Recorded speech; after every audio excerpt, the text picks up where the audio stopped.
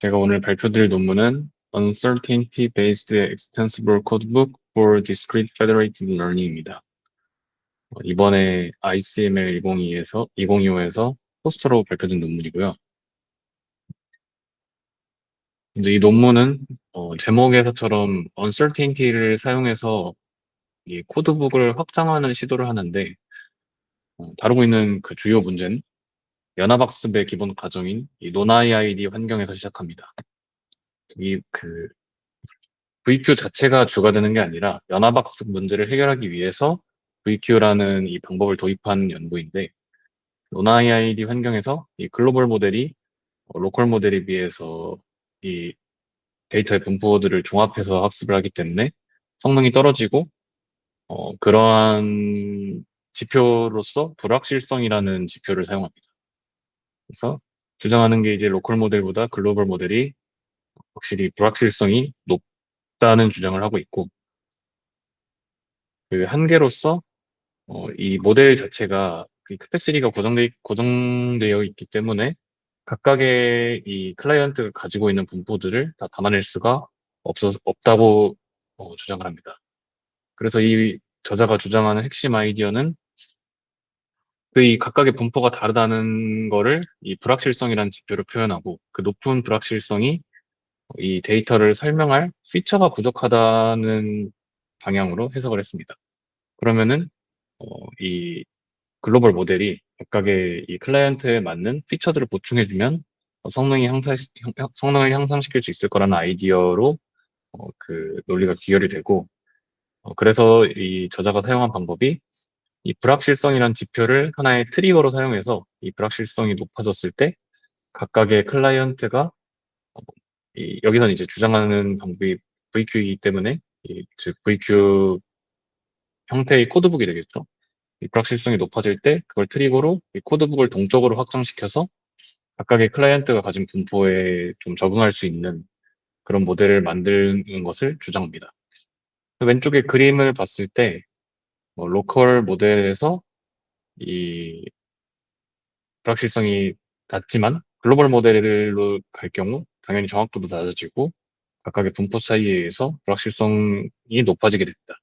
근데 이제 제안하는 방법인 이 UEF의 Uncertainty Based 코드 익스텐션 페더리티드 러닝인데, 이 방법은 정확도도 기존 글로벌 모델에 비해서 높아지고 이 불확실성도 확실히 낮춘 모습을 보입니다.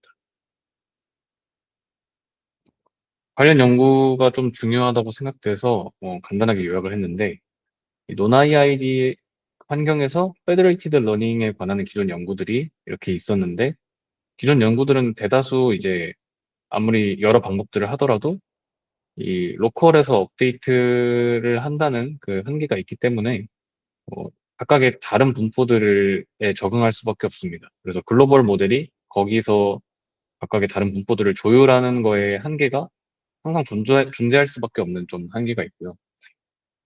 그리고 이제 이런 피처들을 그래서 어떻게 좀 정렬시켜 보려는 그런 시도가 있었는데, 여전히 이제 이 저자는 그런 연구들은 학습이 좀 불안정하고 굉장히 좀 복잡한 구조 때문에 여전히 한계로 존재한다고 주장을 합니다.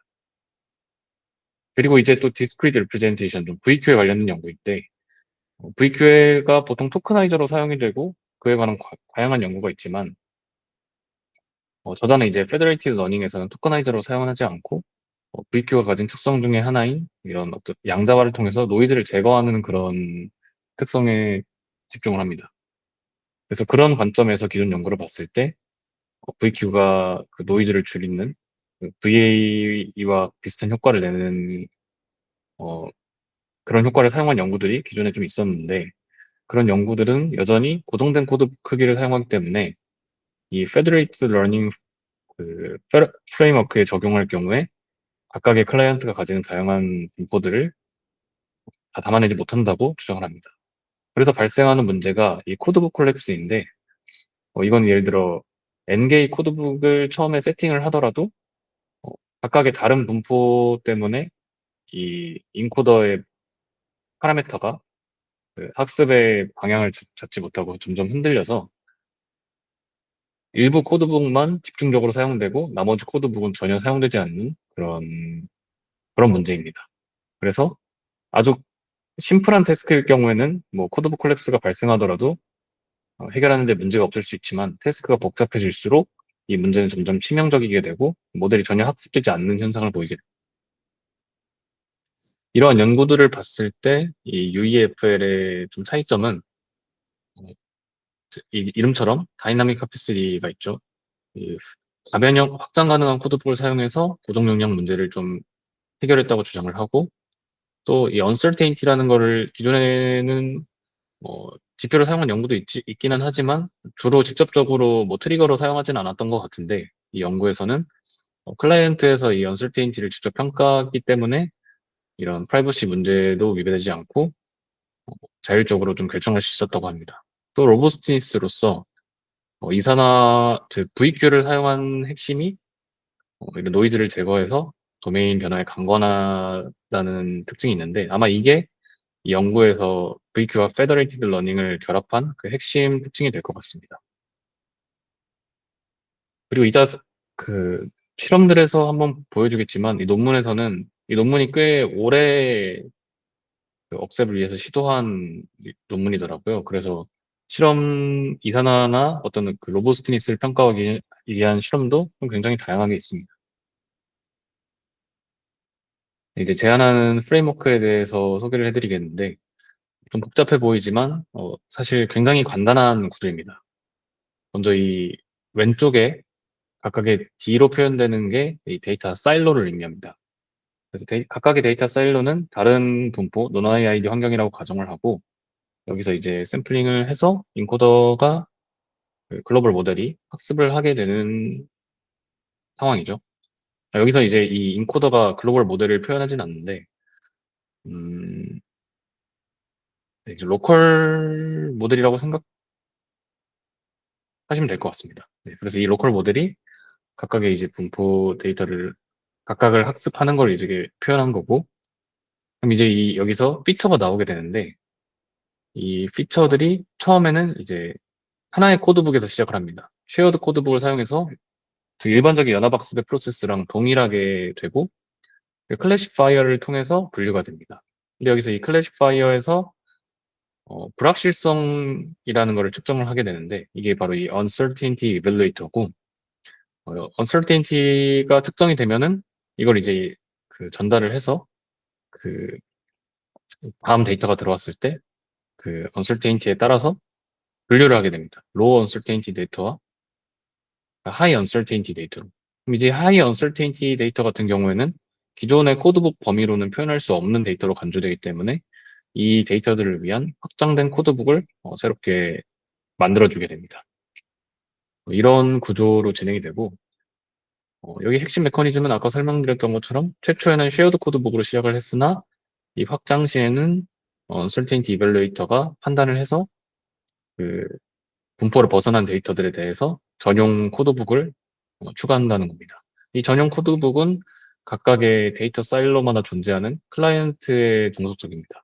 그래서 글로벌 모델은 이제 쉐어드 코드북을 그대로 공유하는 구조인 것 같고 각각의 클라이언트만 본인의 이 확장 코드북을 별도로 가지고 있는 구조입니다. 이 최종 학습은 모든 데이터 분포에 대해서 불확실성이 일정 수준 감소될 때까지 반복하는 구조입니다.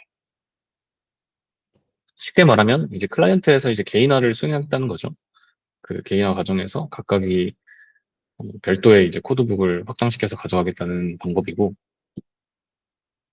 음, 그래서 이 방법이 효과가 있냐는 이제 간단한 모티베이션 실험인데, 첫 번째 실험은 일반적인 페더레이티드 러닝, 그 페드 AVG와 그게 제일 베이스의 방법이죠. 이것과 VQ를 썼을 때의 비교입니다.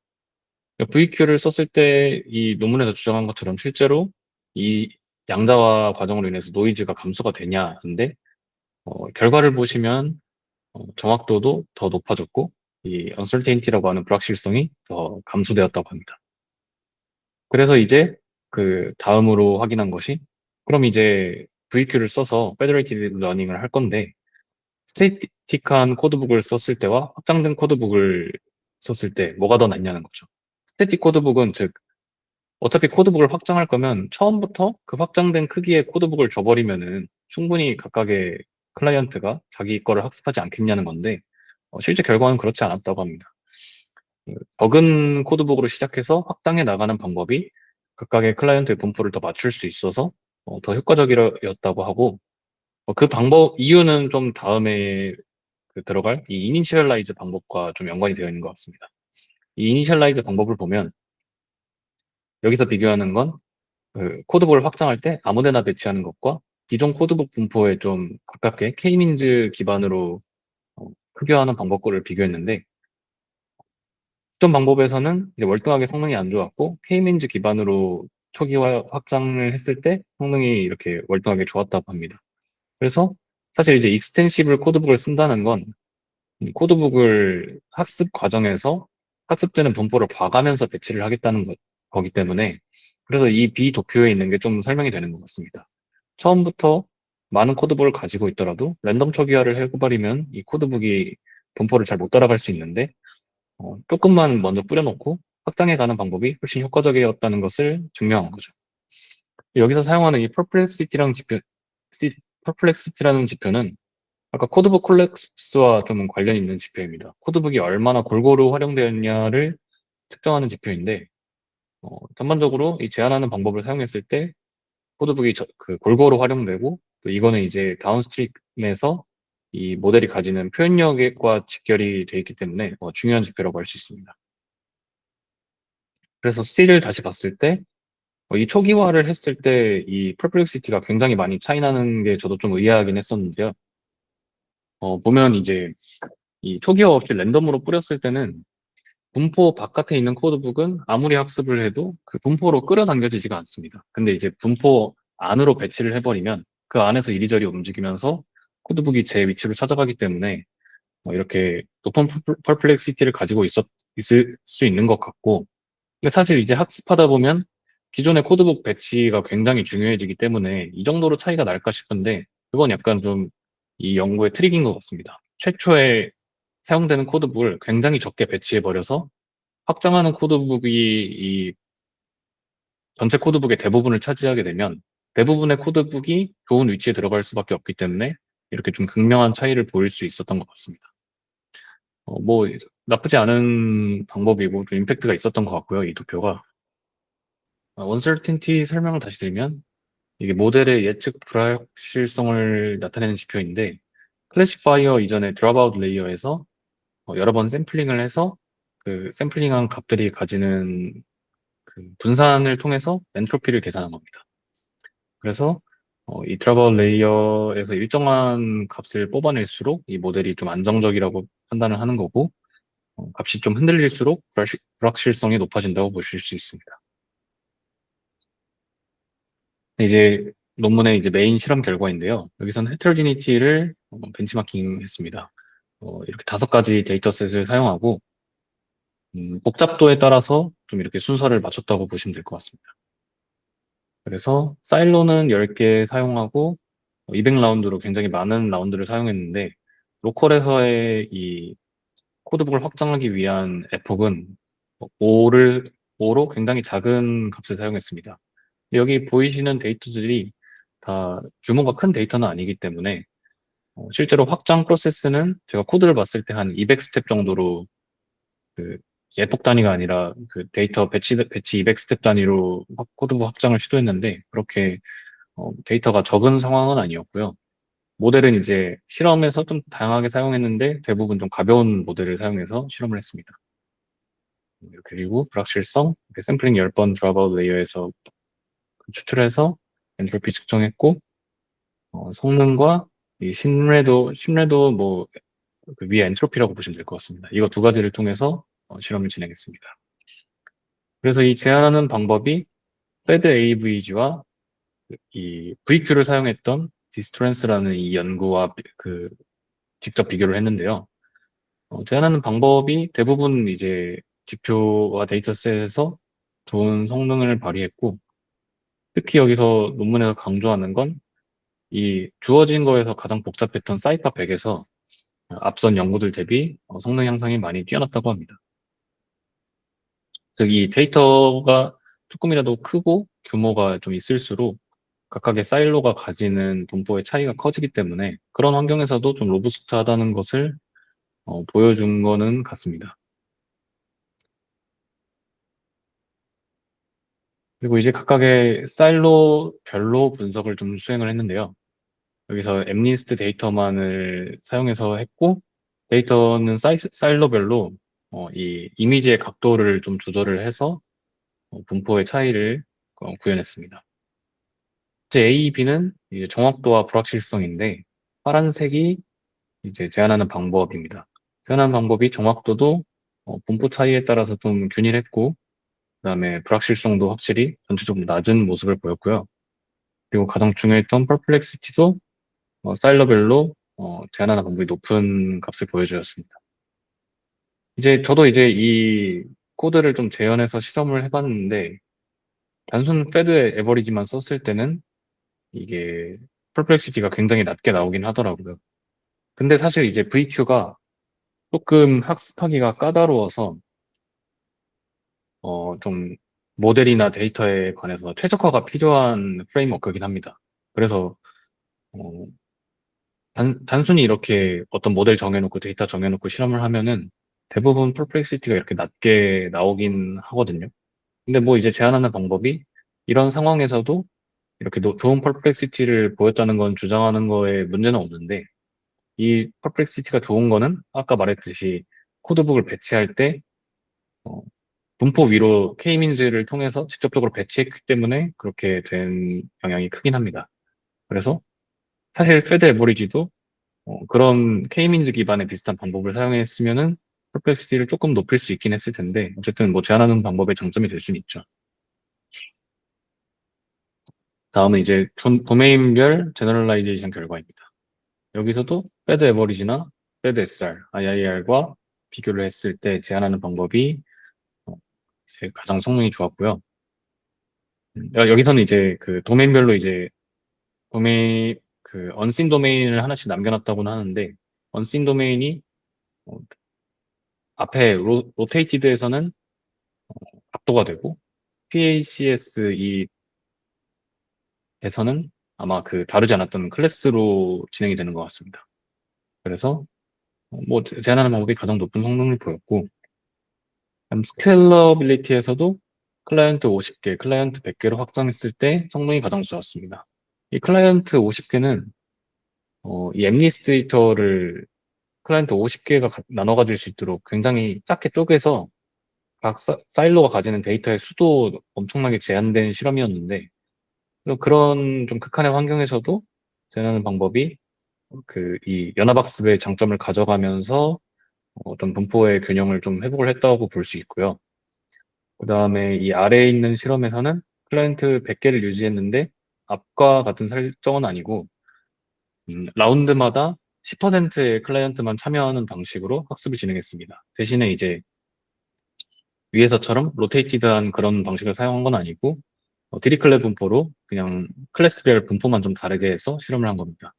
그래서 위의 실험보다는 데이터 분포가 좀 더 쉬운 편이라서 성능은 더 좋은데 어쨌든 제한하는 방법이 다른 방법들보다 훨씬 높은 성능을 보여주는 걸 볼 수 있습니다. 그리고 다음은 어블레이션 스터디인데 어블레이션 스터디도 굉장히 많이 수행을 했더라고요. 첫 번째는 이 코드워드, 즉 코드북의 수를 여러 가지로 세팅했을 때 얼마나 로부스트하냐를 보여준 겁니다.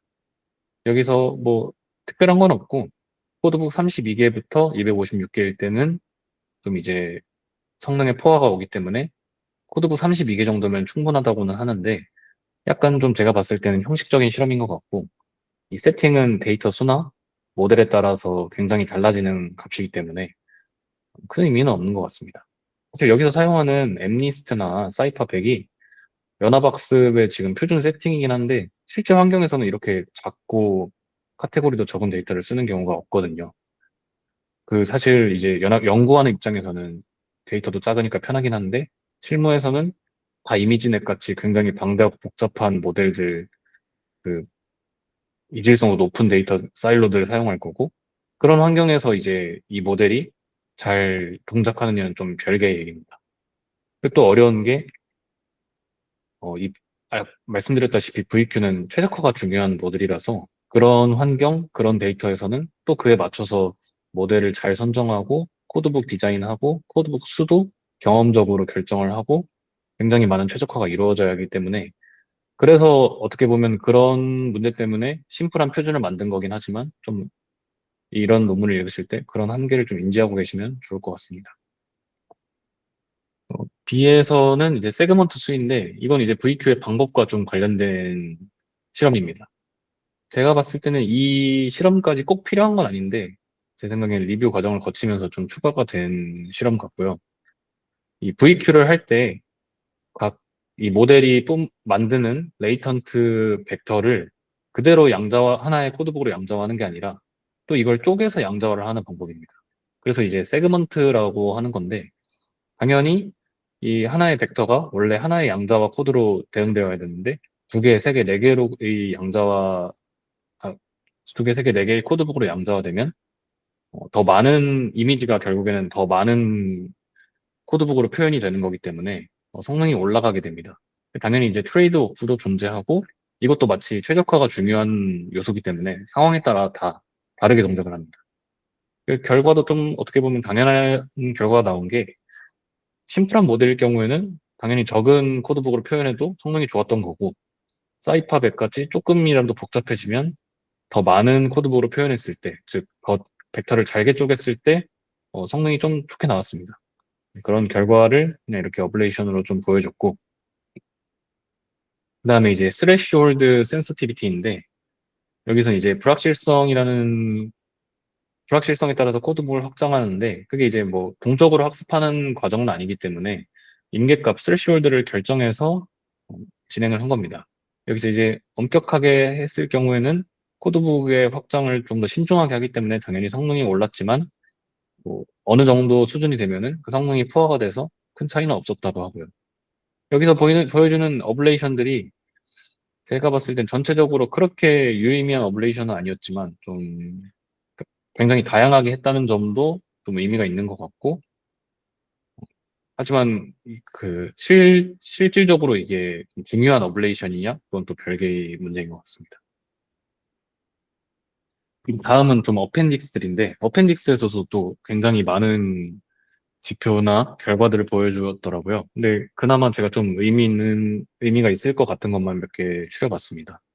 여기선 러닝 커브와 컨버전스 분석인데 데이터셋에 따라 지금 엠니스트 사이파 10 왼쪽에 있고 FM리스트 GTS RB 이거 오른쪽에 있는데 다 뭐 비슷한 양상을 보이고 있습니다. 퍼포먼스 점프라고 얘기를 하는 게 불확실성이 전체적으로 이제 페더리티 러닝에서 높고 세팅을 높게 해놨기 때문에 코드북이 확장됐을 때 뭐 이렇게 그래프들 보시면은 정확도나 뭐 언설테인티나 코드북 로스나 이렇게 절벽같이 점프되는 구간이 보이는 거거든요. 이 구간에서 이제 코드북이 확장되었다고 보시면 될 것 같습니다. 여기서 이제 각각의 실험에 따라서 좀 언설테인티 스레시홀드를 좀 다르게 설정하긴 했는데 예를 들어 왼쪽 그림에서는 그러니까 이 절벽이 하나가 있으면 코드북 확장이 전체 라운드에서 한 번 일어났다고 보시면 되고 두 개 있으면 두 번 일어났다고 보시면 될 것 같고요. 아무튼 이 코드북이 하나가 확정될 때마다 불확실성 급락하고 정확도는 급상승했다고 이해하시면 될 것 같습니다. 이것도 근데 사실은 데이터가 좀 심플해서 좀 이렇게 되는 경우고요. 실제로 코드북이 하나가 확장이 되면 인코더가 이 코드북을 매핑하는 분포가 전혀 좀 바뀌게 되기 때문에 어, 좀 이것도 좀 트리키한 요소가 있다고 저는 생각을 합니다. 사실 이 부분은 아직 구현까지는 들여다보지 않았는데 사실 어떻게 구현했느냐가 인코더의 분포를 좀 변하지 않게 확장을 하는 게 좀 굉장히 중요한 요소가 될 것 같고요. 다음은 이제 패스트 컨버전스, 즉 K-민즈 초기화를 했기 때문에 어, 각각의 클라이언트에서 로컬로 5의 폭만 학습을 해도, 그러니까 여기서 5라운드라고 적혀 있는데 어쨌든 수렴을 빨리 할 수 있었다는 거고요. 스테빌리티라고 해서 후반 라운드에서도 오버피팅 없이 성능이 유지가 되었다고 하는데 뭐 인상적인 결과는 아닌 것 같습니다. 다음은 uncertainty와 뉴럴 컬랩스 비교인데 이 실험도 사실 논문 제가 보면서 잘 보지 못했던 실험이거든요. 첫 번째 실험은 이제 이 양상불 모델과 지금 현재 사용하고 있는 드랍아웃 샘플링하는 그 몬테카를로 기반 방법인데 아무튼 이 불확실성 방법을 좀 비교한 겁니다. 그래서 이 딥앙상블을 했을 때 정확도가 꽤나 유사하지만 여러 개의 모델을 사용하기 때문에 연산 비용이 훨씬 높고 그래서 이 드랍아웃만으로 언설테인티 지표를 측정해도 충분하다는 그런 증명이고요. 어, 이 실험은 꽤나 좀 유의미했던 실험인 것 같습니다. 여기서 이제 주장하는 그런 언설테인티가 좀 유의미한 지표라는 그 실험이기 때문에 그리고 그 아래에 있는 실험은 제안하는 방법이 실제로 이 코드북 확장이 유의미한가에 대한 평가입니다. 무슨 얘기냐면 각 클라이언트에서 지금은 한 몇 회폭 학습해보고 쉽게 말하면 몇 회폭 학습해보고 좀 불확실성이 높아진다 싶으면 코드북 하나 더 추가해주는 방식으로 진행을 하고 있는데 그러면은 이런 논리를 펼칠 수가 있습니다. 그러면 계속 이 최적화를 진행해서 코드북이 그 추가된 분포에 대해서도 적절하게 이동을 해버리면은 딱히 추가 안 해도 있는 것만으로 표현할 수 있지 않냐라는 질문에 대한 실험이고요. 그렇게 했을 때 끝까지 학습했을 때가 제로 에러고 그 저는 뭐 라스트 에폭 이렇게 했는데 뭐 이러한 결과보다 UEFL이 확실히 더 그 성능을 잘 보여주는 걸 증명한 실험입니다. 다음은 이제 컴퓨테이셔널 코스트인데 그럼 이제 페더럴 에버리지에서 얼마만큼의 더 추가적인 연산이 필요하냐 실험인데 보시는 것 같이 아주 적은 파라미터 증가도 3%에 시간도 3% 정도로 적은 비용이라고 할 수 있고요. 이 대비 성능폭이 이 보여준 세팅에서는 높았기 때문에 매우 효과적인 방법이었다고 할 수 있을 것 같습니다. 요약해보면 네 가지 요소 있었는데 첫 번째가 comprehensive evaluation으로 표준 세팅이긴 하지만 다양한 데이터 셋 그리고 다양한 비교 모델 그리고를 통해서 실험도 다양하게 증명을 했고요. heterogeneity solved 그 이질성을 근본적인 문제로 해결했다고 합니다.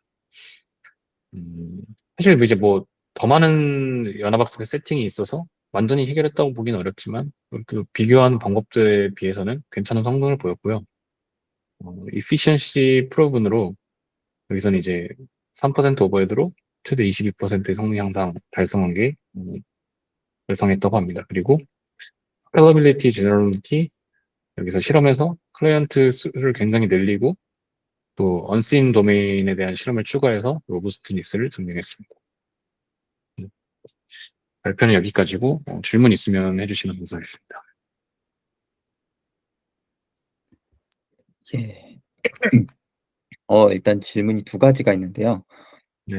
첫 번째는 아까 전에 그 실제 환경에서 사용을 할 때는 임시넷과 같이 복잡한 데이터를 활용을 한다고 했는데 그렇게 되면은 사실은 임베딩이 쪼끔 더 복잡해지게 되고 그렇게 되면 임베딩을 제가 알기로는 그 코드북이라고 하는 개념이 그런 임베딩에 있는 특정 벡터들을 뭐 코드북의 인덱스를 참조하는 식으로 그 효율성을 높이는 걸로 알고 있는데 만약에 그렇게 되면 임베딩의 구조가 더 복잡해지게 된다고 하면 이 코드북도 이 논문에서 제안한 방법대로라고 하면은 코드북도 거의 무한정으로 늘어날 수 있는 거 아닌가요? 데이터셋에 따라서?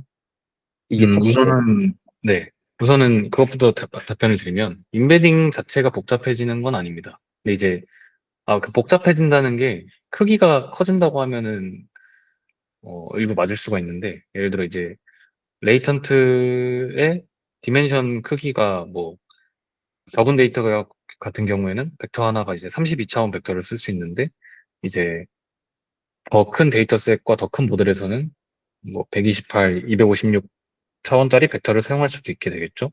이제 그렇게 벡터 하나의 정보량을 늘릴 수 있는데 사실 그건 그렇게 큰 의미가 없습니다. 중요한 거는 벡터 하나의 정보량보다는 몇 개의 벡터로 이 이미지를 압축할 수 있느냐거든요.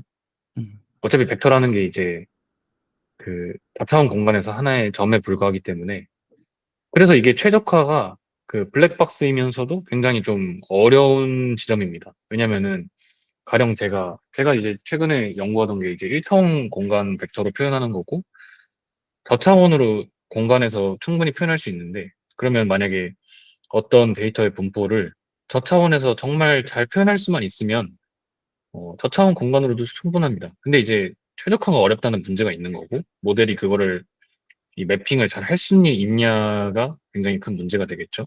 그럼 무한정 이제 무작정 고차원으로 늘린다고 해서 그 장점이 그대로 완벽하게 세팅이 되는, 최적화가 되는 게 아닙니다.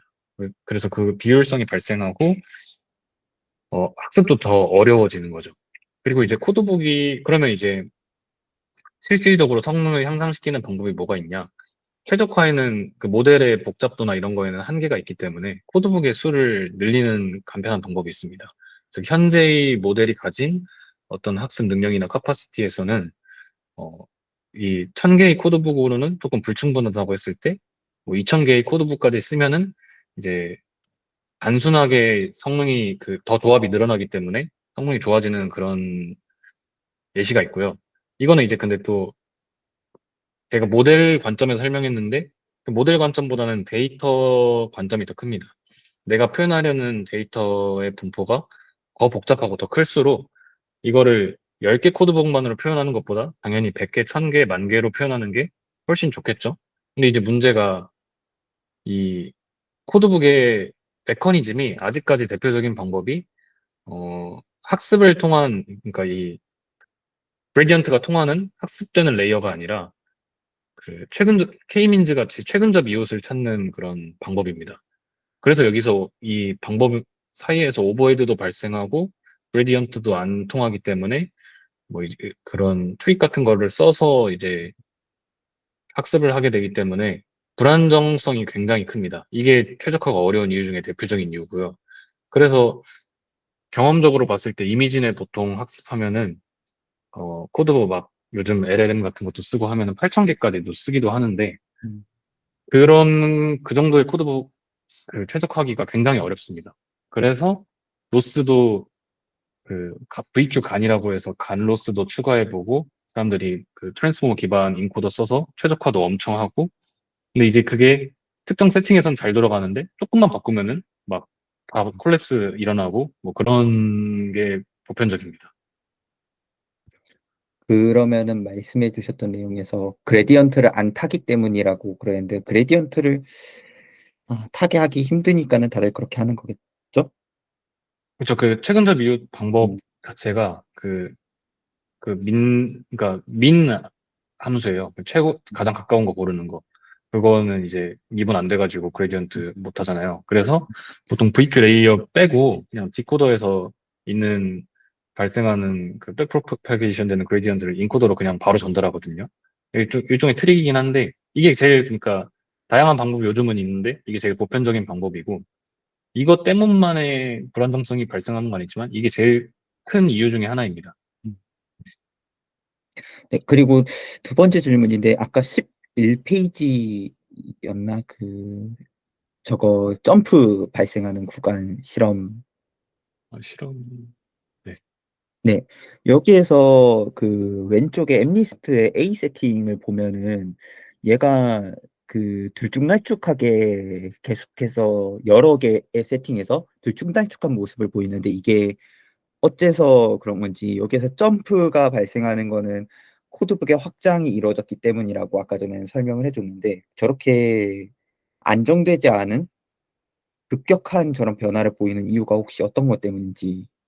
전체적으로 들쑥날쑥한 거 말고 그 마지막에 그거 말씀하시는 건가요? 잔디 같은 거요? 네, 네.